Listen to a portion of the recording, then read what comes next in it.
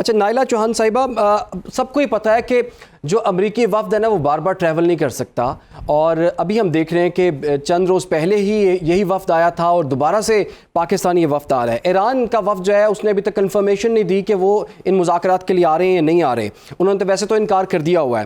تو Donald Trump جو کہ پچھلے 45-50 روز سے ایک ٹرافی کی تلاش میں ہیں، چلے ٹھیک ہے یہ معاہدہ ہو جاتا ہے، مذاکرات کامیاب ہو جاتے ہیں، تو آپ کو لگتا ہے کہ وہ جو ٹرافی ڈونلڈ ٹرمپ کو درکار تھی وہ اس معاہدے میں چھپی ہوئی ہے؟ آئی ڈونٹ نو اس معاہدے میں چھپی ہوئی ہے یا نہیں۔ آواز آ رہی ہے میری آپ کو؟ جی فرمائیے۔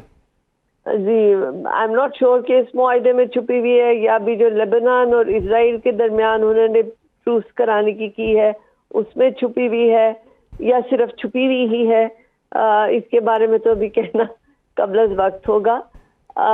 لیکن the thing is کہ یہ جیسے ڈاکٹر سلمہ بھی فرما رہی تھیں کہ بہت کرٹیکل کنڈیشن ہے، اور میڈیا میں بھی ہمیں بڑا محتاط ہو کے جو ہے مطلب اپنے انالیسس دینے ہوں گے، بیکاز آپ اوپینین میکرز ہیں اور ہمارے پاس اس وقت وہ انفارمیشن نہیں ہے جو بیک ڈور چینل سے ہو رہی ہے ڈپلومیسی۔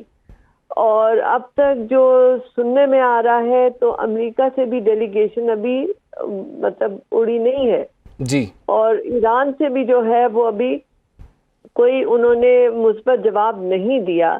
لیکن ہمیں یہ سمجھنا چاہیے کہ کیا ہمارا جو مقصد ہے وہ جنگ بندی ہے یا ہمارا مقصد امن ہے، کیونکہ جنگ بندی آپ دیکھیے عمان نے بھی کرائی تھی اور ساتھ ہی جو ہے اسرائیل نے حملہ کر دیا تھا۔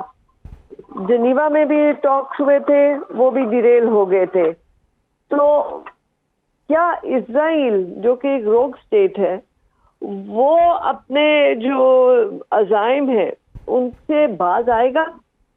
کیونکہ امریکہ اگر کہہ بھی دے، اگر ان کے درمیان مفاہمت ہو بھی جاتی ہے تو وہ مفاہمت کتنی پائیدار ہوگی، یہ ابھی بہت بڑا سوال ہے۔ بالکل، اور اگر یہ سیز فائر ایکسٹینڈ نہیں ہوتا تو کیا آپ کو کتنے چانسز نظر آتے ہیں کہ دوبارہ سے جنگ ہو سکتی ہے، یا آپ سمجھتی ہیں کہ کوئی نہ کوئی راستہ اس دفعہ نکل آئے گا اس سیشن میں؟ دیکھیے جنگ کے بادل تو چھائے ہوئے ہیں، اس میں کوئی شک نہیں ہے، لیکن اس میں چین کا بھی بہت اہم رول ہے۔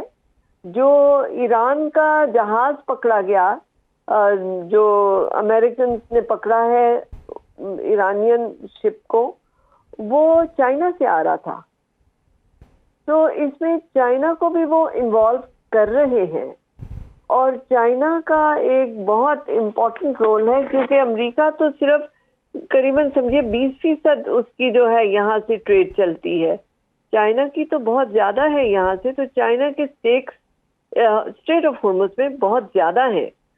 اور اس میں پھر جو ہندوستان ہے اس کا کیا رول ہے؟ وہ تل ابیب سے جو معاہدے کر کے مودی صاحب آئے تھے تو وہ ان کی گیم کیا ہے وہ بھی دیکھنا ہے۔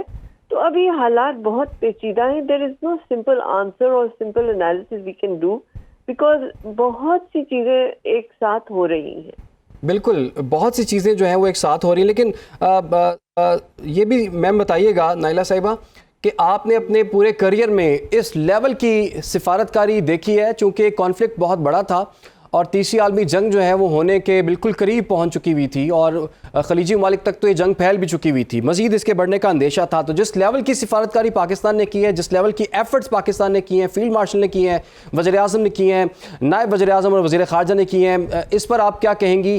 کیا ایسی کوئی مثال ہمیں پہلے کہیں ملتی ہے؟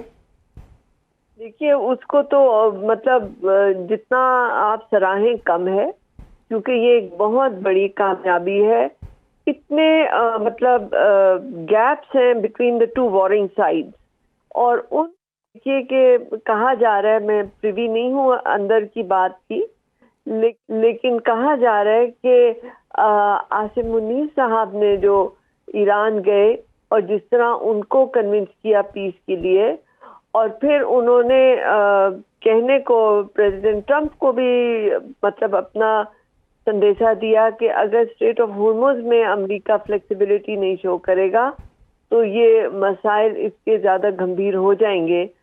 سو اس قسم کی ثالثی کی خبریں آ رہی ہیں. مجھے نہیں پتا how authentic they are, but it shows کہ پاکستان کی leadership civil and military both بالکل اس میں جو ہے سر دھڑ کی انہوں نے لگائی ہوئی ہے, اور وہ پوری محنت کر رہے ہیں, اور ساری دنیا سراہ رہی ہے کہ آپ ایک ان بائس, سنسیئر, آنےسٹ میڈییٹر ہیں, اور آپ پہ امریکہ نے بھی ٹرسٹ کیا ہے, ایران نے بھی ٹرسٹ کیا ہے, بالکل, اور آپ نے وہ جو ٹرسٹ ہے وہ مان رکھا ہے. لیکن اب آگے یہ مسئلے جو ہیں اس میں بہت سارے پلیئرز ہیں, کچھ جو ہیں وہ سامنے ہیں, کچھ پس پردہ ہیں, اور پس پردہ جو ہیں وہ زیادہ خطرناک ہیں. بالکل. آپ کو لگتا ہے پس پردہ جو پلیئرز ہیں وہ زیادہ خطرناک ہیں؟